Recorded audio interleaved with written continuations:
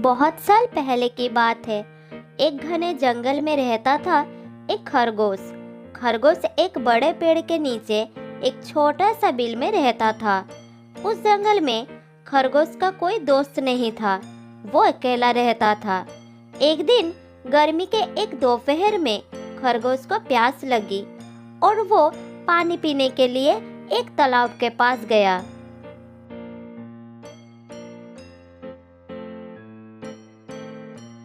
खरगोश ने तालाब से पानी पिया और वही आराम करने बैठ गया। इतने में उस तालाब से एक कछुआ किनारे पर आ गया। सुंदर खरगोश को देखकर कछुआ खुश हो गया। वो उससे दोस्ती करना चाहता था।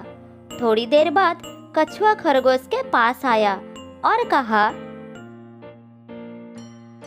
खरगोश भाई, कैसे हो? बहुत दिन के बाद तुम्हारा दर्शन मिला। सब कुछ ठीक तो है ना? मैं ठीक हूँ। गर्मी बहुत बढ़ गई है, मुझे प्यास लगा था। मेरे घर के पास का छोटा तालाब सूख गया है, इसीलिए मैं प्यास बुझाने के लिए यहाँ चला आया। लेकिन तुम कैसे हो? मैं ठीक हूँ खरगोश भाई। तुम्हें यहाँ देखकर मुझे बहुत अच्छा लगा। पानी पीने के लिए तुम इधर आए, इस बहाने हमारी मुलाकात हो गई। मुझे अपना दोस्त बना लो। इसी तरह हम मिलते रहेंगे, एक दूसरे के काम आएंगे। देखो कछुआ भाई, मेरी तुम्हारी कोई बराबरी तो है नहीं। तुम मेरी क्या मदद कर पाओगे? आवश्यकता पड़ने पर दौड़ भी नहीं पाओगे। तुम जल में रहते हो और मैं स्थल पर, इसीलिए तुम किसी जल के जीव को अपना दोस्त बना लो, यही अच्छा रहेगा। कछुआ खरगोश से दोस्ती करने की बड़ी उम्मीद लेकर उसके पास आया, लेकिन खरगोश के अपमानजनक बात सुनकर उसका मन दुख से भर गया और वो मुंह लटका कर वहां से पानी में चला गया।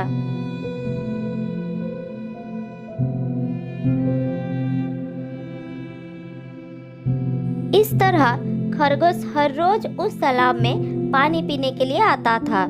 कछुआ दूर से खरगोश को देखता था, लेकिन कभी उसके पास नहीं आता था। एक दिन जब खरगोश उस तालाब में पानी पीने के लिए आया, तब किनारे पर तालाब का कीचड़ फैला हुआ था। पानी वहां से दूर था। खरगोश ने जैसे ही पैर आगे बढ़ाया, तब उसका पैर कीचड़ में फंसने लगा और वो डर के मारे पीछे लौट आया। कछुआ दूर से ही खरगोश की विवशता को देखता रहा।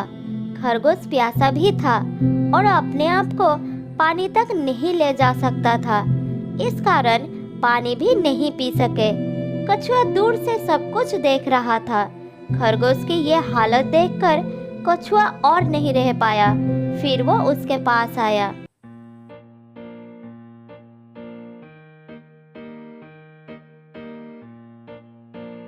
खरगोश भाई, मैं दूर से तुमको देख रहा था।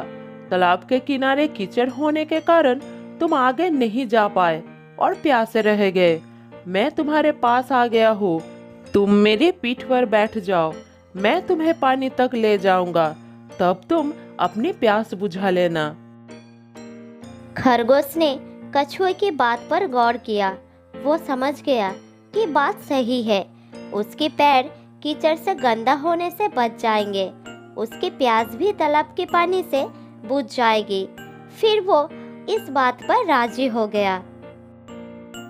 ठीक है कछुआ भाई, तुम मुझे तालाब के पानी तक ले चलो। देखो, मुझे पानी में गिरा मत देना।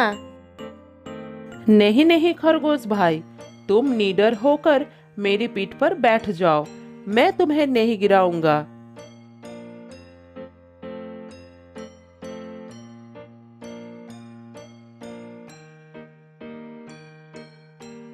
फिर खरगोश कछुए के पीठ पर बैठ गया।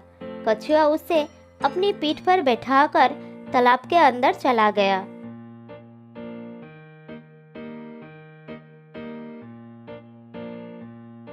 कछुए ने पानी के अंदर पहुंचकर बड़े आराम से खरगोश को स्वच्छ पानी पिलाया। पानी पीने के बाद खरगोश बहुत खुश हो गया।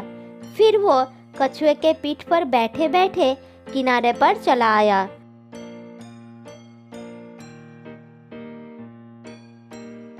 खरगोश को बहुत प्रसन्न दिखाई पड़ रहा था। आज उसे कछुए का कही हुई एक दूसरे के काम आने वाली बात याद आ गई। कछुआ भाई, तुम एक सच्चे दोस्त हो। तुमने उस दिन सही बात कही थी। मेरे ऊपर अभिमान का पर्दा था। मैंने तुम्हारी महत्व को नहीं जाना था। आज तुमने मेरी आंखें खोल दी है। तुमने आज मेरा बहुत मदद की है। उस दिन मैंने तुम्हारा दिल दुखाया था, इसलिए मैं तुमसे माफी चाहता हूँ। अरे नहीं भाई खरगोश, दोस्त ही एक दूसरे के काम आते हैं। आज मेरी बारी थी, कल तुम्हारी आ जाएगी। क्या तुम्हें मेरी दोस्ती स्वीकार है? हाँ हाँ, बिल्कुल स्वीकार है दोस्त। चलो, आज मैं तुम्हें मेरे घर ले चलता हूँ। क्या तुम मेरे साथ चलोगे मेरे घर? हाँ हाँ मेरे दोस्त, मैं तुम्हारे घर जरूर जाऊंगा। फिर खरगोश अपने दोस्त कछुए को अपने घर ले जाता है। वहाँ दोनों बहुत मस्ती करते हैं और एक साथ खाना खाते हैं। ऐसे ही कुछ दिन बीत जाता है।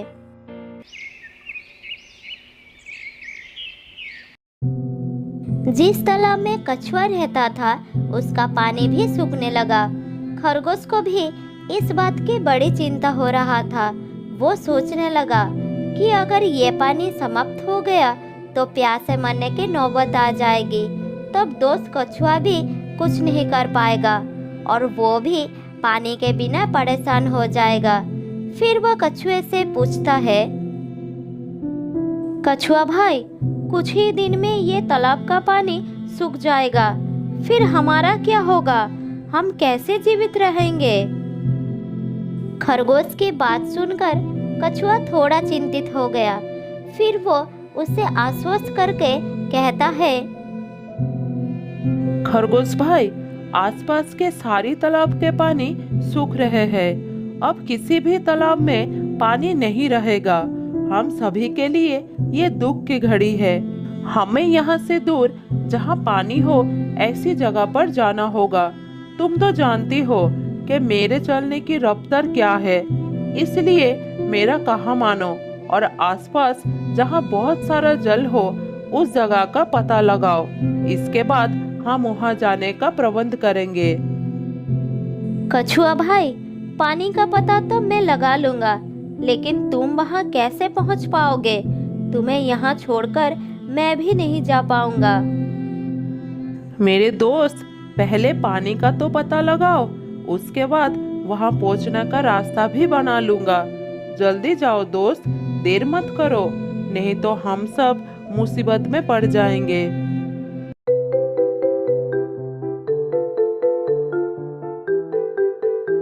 खरगोश बिना देर किए तेज रफ्तार से चलने लगा। दौड़ते दौड़ते वो जंगल के बाहर आ गया।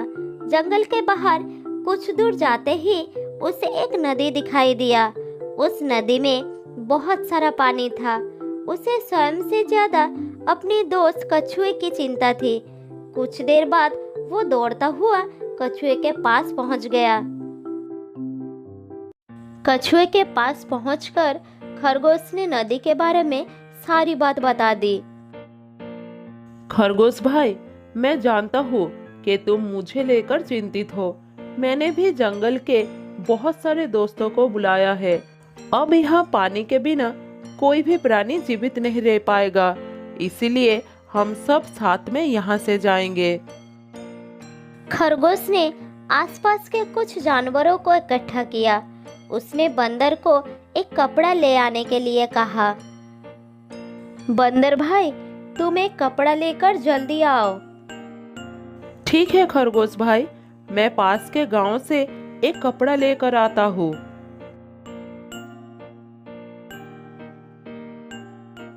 बंदर कपड़ा लाने चला गया और थोड़ी देर बाद आ भी गया।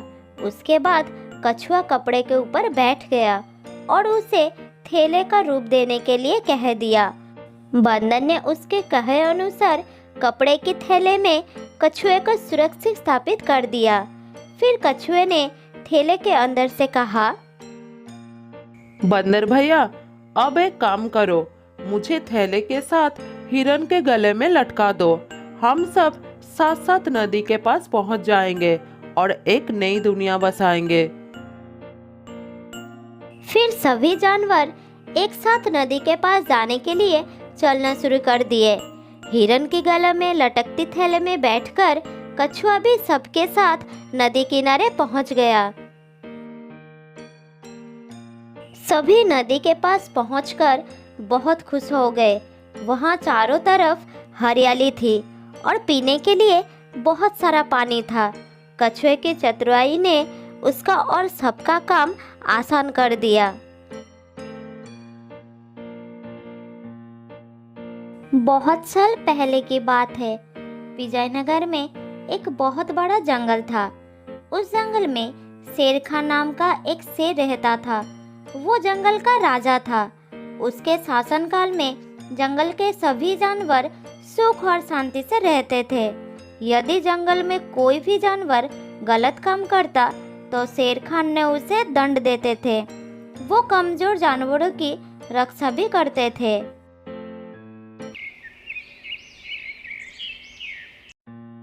एक दिन शेर खान अपनी गुफा के सामने बैठे थे। तभी उसका दोस्त बाघीरा उसके पास आया। फिर दोनों दोस्त मिलकर जंगल और जंगल के जानवरों के बारे में आलोचना करने लगे। मैं इस जंगल का राजा हूँ। मैं बहुत शक्तिशाली हूँ।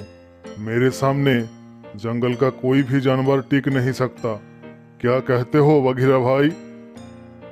ये तो तुमने ठीक ही कहा शेर खान, लेकिन हाथी के सामने तुम बिल्कुल चूहे जैसे लगते हो। मैंने ठीक कहा ना शेर खान?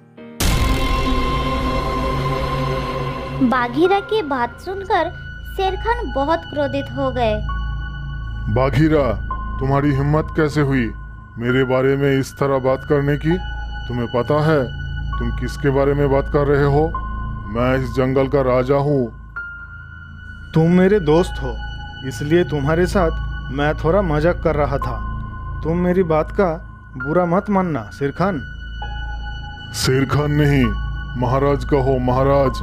मैं इस जंगल का राजा हूँ, इसलिए बाकी जानवरों की तरह तुम भी मुझे महाराज कहकर ही बुलाओगे। लेकिन शेर खान, हम दोनों तो दोस्त हैं, फिर भी ऐसा क्यों कह रहे हो? नहीं, आज से हमारी दोस्ती खत्म। आज के बाद मैं तुमसे कभी बात नहीं करूंगा। दोस्त कहकर मेरे सामने कभी मत आना। चले जाओ यहाँ से। अपनी दोस्त की बात सुनकर बाघीरा बहुत दुखी हुआ और वो वहां से चला गया।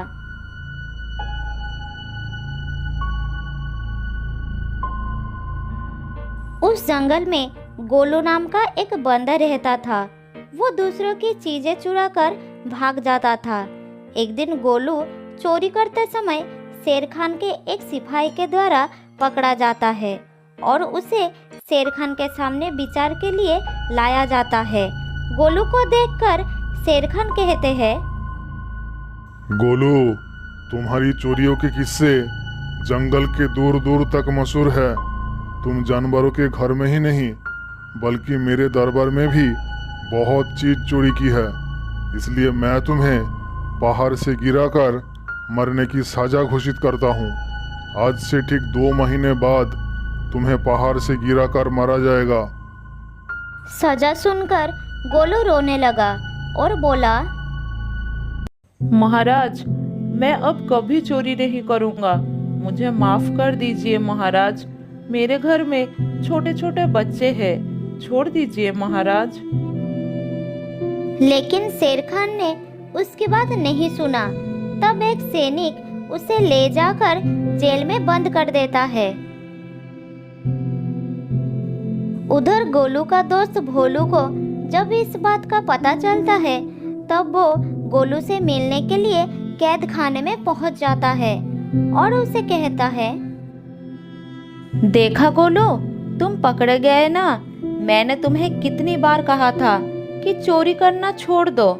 अब क्या होगा बताओ? कैसे निकलोगे यहाँ से? वो सब छोड़ो भोलू भाई, जो होना था वो हो गया। मुझे तो बस अपने परिवार की चिंता हो रही है। काश मैं मरने से पहले उनके लिए कुछ कर पाता।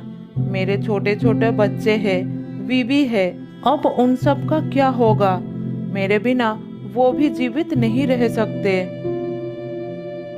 गोलू की बातें सुनकर भोलू सोच में पड़ गया। फिर वो शेर खान के पास गया और बोला,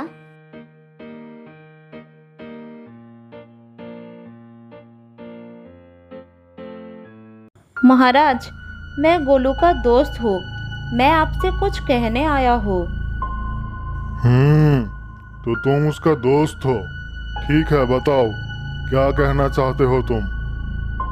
महाराज, मैं चाहता हूँ कि आप गोलू को कुछ दिनों के लिए उसके परिवार के पास जाने दें, ताकि वो मरने से पहले अपने परिवार के लिए कुछ इंतजाम कर सके।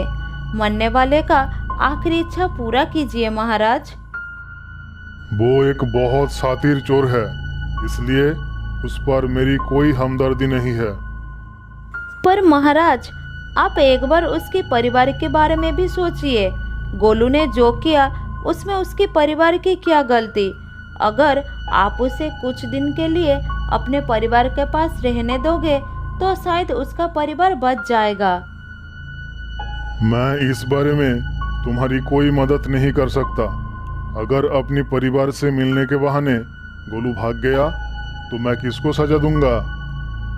शेर खान की बात सुनकर भोलू थोड़ा सोच में पड़ गया। फिर बोला, तो ठीक है महाराज, आप गोलू को छोड़ दीजिए। जब तक गोलू वापस नहीं आता मैं उसकी जगह कैद खाने में रहूंगा।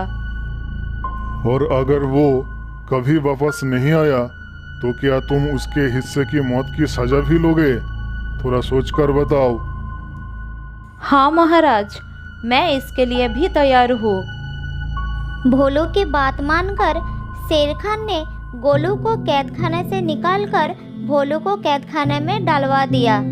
तब बाहर निकलकर गोलू ने भोलू को बोला, दोस्त, तुम चिंता मत करना, मैं समय से पहले ही वापस आ जाऊंगा।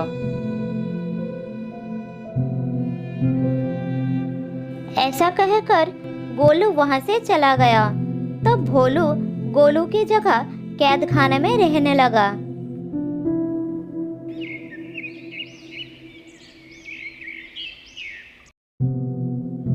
इस तरह बहुत दिन बीत गया, लेकिन गोलू वापस नहीं आया। तब एक दिन शेर खान ने भोलू के पास आया। देखा बंदर, मैंने कहा था ना, गोलू वापस नहीं आएगा। अगर कल सुबह तक गोलू वापस नहीं आया तो शर्त के अनुसार कल शाम के समय तुम्हें पहाड़ से गिराया जाएगा।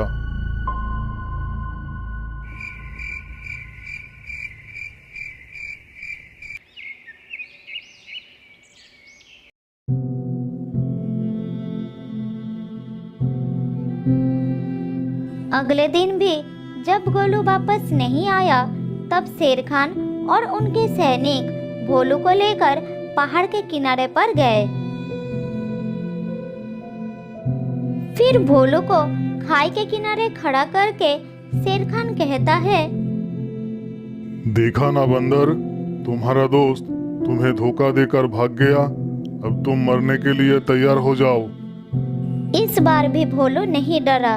फिर बोला, कोई बात नहीं महाराज, मैं अपने दोस्त के लिए मरने के लिए भी तैयार हूँ। मैं ये जानकर बहुत खुश हूँ कि मेरा दोस्त अपने परिवार के साथ खुश है। मेरे आगे पीछे और कोई नहीं है। मैं तैयार हूँ महाराज।